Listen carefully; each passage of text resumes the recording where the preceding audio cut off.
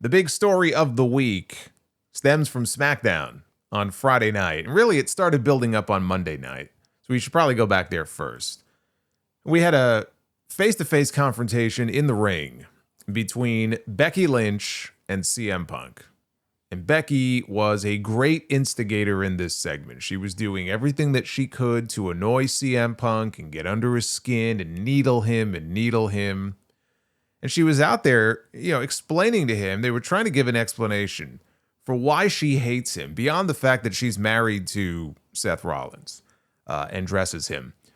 She talked about how when Punk left the company all those many years ago, and Becky was first starting out and first made the main roster, she had to sit through matches where people were chanting CM Punk's name because they didn't care enough about her matches to cheer for her or cheer against her. So they were too busy chanting CM Punk. And it's something that she never forgot.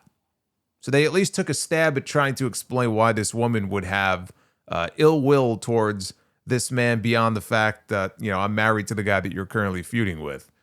So they tried to add a personal element to it. And then she started smacking the shit out of him. Like she was channeling her inner Stephanie McMahon. And she's smacking him and slapping him. And Punk, of course, can't touch her, so he's not allowed to defend himself or hit a GTS or anything like that. I mean, it's not 35 years ago in the Attitude Era. You're not going to see that shit in WWE television today. So Punk is just taking it and not selling it, but then he leaves the ring. And he ends up in the back. He's talking to Adam Pearce, and he asked Adam Pearce, "Where's SmackDown on Friday?" And Adam Pearce tells him, "Chicago. Why?" He goes, "Tremendous." Everything that they did in this segment, everything they did on that show on Monday night was clearly setting up for the eventual return of AJ Lee. They never said her name. The fans did. The fans were chanting her name, but they never acknowledged her. They never said her name, but it was designed to get you to think, hey, I better tune into this show on Friday night because I think something big might be going down. And they were in Chicago, over 16,000 people at the Allstate Arena. And Becky was there. Seth Rollins was there. And Becky came out to the ring and was healing on the various Chicago sports teams. Oddly enough, all but the Chicago Bears, which happens to be Seth Rollins' favorite team. And CM Punk came out. And we had Punk and Becky in the ring yet again. And Punk said, "This is not about you. It's about your coward of a husband." Because he was in the crowd. Seth wouldn't even come to the ring. He was in the crowd watching all of this. And Becky's asking him, how do you feel after what happened on Monday night when she was smacking the shit out of him? And Punk did acknowledge there, again, tons of AJ Lee chants in this building. And he acknowledged them and even said her name. And then he was pointing out various other people. Don't you think I can get someone like Bayley? I can get someone like the Eradicator, Rhea Ripley, to come out here and kick your ass. I don't have to do anything myself. I can get my sister in the front row to get out of her seat and come into this ring and beat you up. And Becky starts slapping him around again and daring him to find somebody to fight her. Punk gets out of the ring and he says, would never put my hands on a woman. But thankfully, I know somebody who will. It was the perfect setup. And then they hit AJ's old music and out comes Mrs. CM Punk, AJ Lee herself.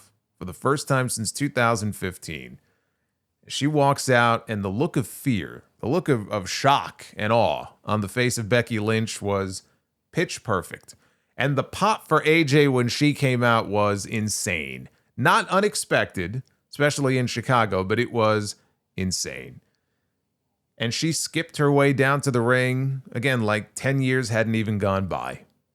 Becky looks shell-shocked and she's begging off. And eventually, AJ got into the ring and attacked Becky, knocked her out of the ring. And Becky and Seth, they go limping off together. And it's this big celebration. Punk gets in the ring and AJ jumps into his arms and they share a kiss. And that's how they went off the air. Was it predictable? You bet. But that was intentional. It was supposed to be. Nothing they did over the last week would lead you to believe that they ever wanted this or expected this to be a surprise. This was meant to be a surprise the way that CM Punk's debut in AEW was meant to be a surprise, which is to say it was never meant to be a surprise. They never even mentioned Punk's name in the lead up to the first dance. But I think Tony booking a show called The First Dance at the United Center was kind of a dead giveaway. And so was Becky smacking Punk around on Monday night, and then Punk asking Adam Pearce, "Oh, where's SmackDown on Friday?" And so, as with Punk's debut in AEW, which is still one of the loudest reactions that I have ever heard on a wrestling show. I mean, when I think of the without being in the building, when I think of the loudest, not even pops, just the loudest sustained reactions that I have heard on a wrestling show, the first thing I think of, and it wasn't like 5 minutes straight or anything, it was probably more like maybe 60 seconds, but it's still to me the loudest and the greatest pop of all time that I've ever seen, was the night on that taped episode of Raw where Mankind won the championship and they hit the glass shatter and Stone Cold came out. And I mean, like, the hard camera was shaking. People were jumping up out of their seats. It was insane. After that, I might have to put the CM Punk debut in AEW in 2021. And then, of course, you have Punk's return to WWE in 2023. That's also kind of neck and neck. But that first dance reaction when he came out, again, he had been gone for 7 years. He was one of the biggest names in wrestling in the last 15 years. And so for him to go away for that long, and now he's back, live television in a major promotion. You know, it wasn't like he just showed up at a Ring of Honor show or TNA or anything like that. And he walks out there in the United Center in front of 15,000 people in his hometown. I mean, you couldn't have made it any better than they did. And so here, you didn't have to say her name, just like Tony Khan didn't have to say, "Hey, guess what? CM Punk is coming back this Friday." He just knew that people would tune in and that they would expect him to be there. And it was the same thing with AJ, and it didn't diminish her reaction at all. The people were loud as fuck when they hit her music and she came out. So Becky was great, I thought, in that segment. And it sets up the obvious mixed tag team match for WrestlePalooza, which should be officially announced on Raw this Monday. What I'm hoping to see this Monday is that first in-ring back and forth on the mic between Becky and AJ. You know, Friday was the return. AJ didn't have to say a word. And she didn't. Monday should be where they take aim at one another on the mic. Unless they decide to save that for like a big contract signing the week after with all four of them. I could see that too. But you got to give us something good on Monday night. So that's what I'm looking for. That's what I'm hoping for. Yeah, the thing about AJ Lee, for the most part, I think people are very happy to see her back. You know, she had a lot of fans. She wasn't in WWE on television for, I would say, a long period of time. It wasn't like she had like a 10-year run or anything like that. But in the time that she was there, she made enough of an impact. I mean, she was a major character on the television show. And she worked with all the big names. This is what people sometimes maybe don't understand or they don't remember. It wasn't just that, she was the Divas champion. And she worked, she was one of the most popular divas in the division during the Divas era of WWE. True. But even more importantly than that, they saw enough in her to have her working with all the big names during that last run that she had. She was working with John Cena. She was working segments with CM Punk and Daniel Bryan and Kane. You know, all these major names. They even made her the Raw general manager for a period of time. She was in some of the main event segments and closing segments on Monday Night Raw, week after week after week. So her return is a big deal for a lot of different reasons. It gets also a big name, back in the women's division. Someone who a lot of people thought they would never see again, that she was just not going to come back. I mean, 10 years had gone by. There's a lot of parallels with her and her husband in terms of his return in 2023. When Punk came back, he came back more or less, it was 10 years later.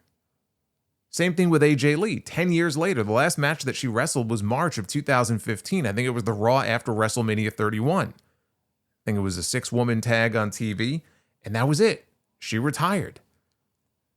And I look at AJ Lee as the last big female return that I can think of in WWE. I mean, actually, there's only one other one that I could think of in terms of like what other major female returns could there be left now in WWE? And the only one other than AJ would be Mercedes.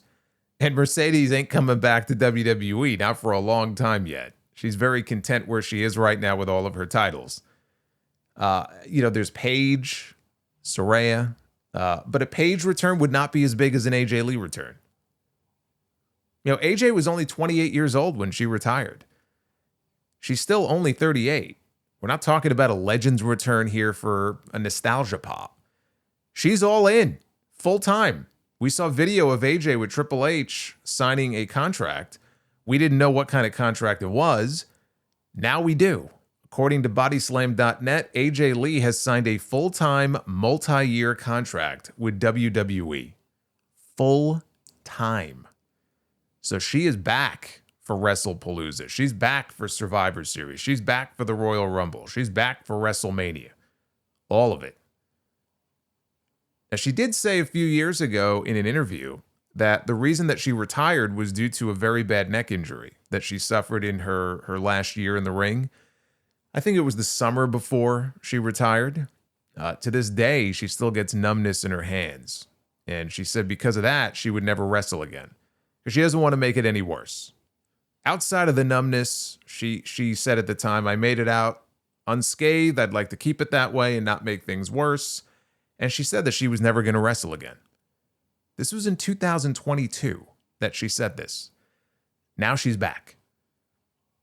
Now, she may limit the things that she does in the ring because of that. I mean, it's not like she was doing anything too crazy in her matches 10 years ago. But again, these women, like the quality of the women in that division today and some of the risks that they'll take, some of the moves they do, she may feel motivated to try to go tit for tat with them. Hopefully she can stay healthy and her neck is not going to be an issue for her.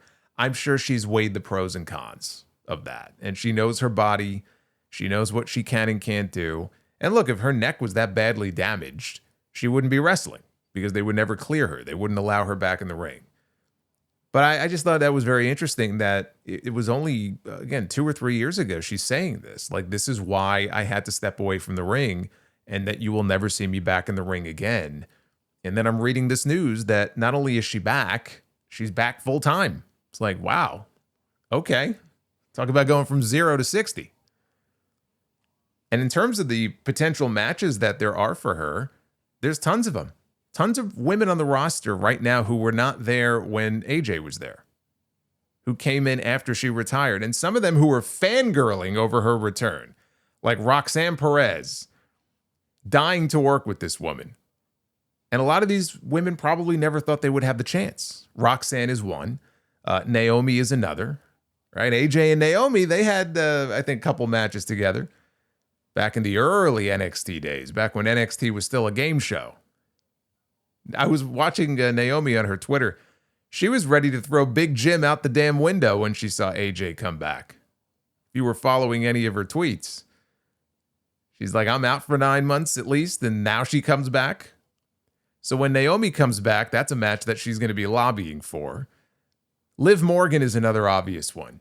If you watch Liv Morgan, if you watch her mannerisms, especially in there like with Dom, certain things she does on TV, it's very clear that she was an AJ Lee fan.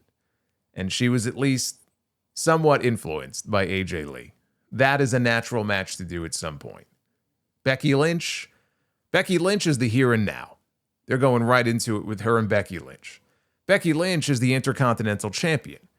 If AJ pins Becky to win their mixed tag match at WrestlePalooza, she should automatically be the number 1 contender. Because if you beat the champion, you get a title match. That's how it should work. Actually, if you beat the champion, you should become the champion. But when you have like a non-title match or a tag match, if you beat the champion, that's it. You get vaulted up to that top spot. You're next in line. You should be challenging for the championship. Then you got Io and you got Stephanie and Rhea. Lots of people for her to work with. And when I say work, I'm not just talking like, the actual matches, but the stories and the mic work to build to those matches. Like, there's a lot of fun stuff for them to do with her. So it was great to see her back. I had one person during the review on Friday night say, was that the greatest ending ever to a Smackdown? And it wasn't. It was a great ending. It was a very memorable ending. And husband and wife now own 2 of the more memorable returns in the history of WWE. Was it the best ending on SmackDown ever? It was not. But it was a great segment.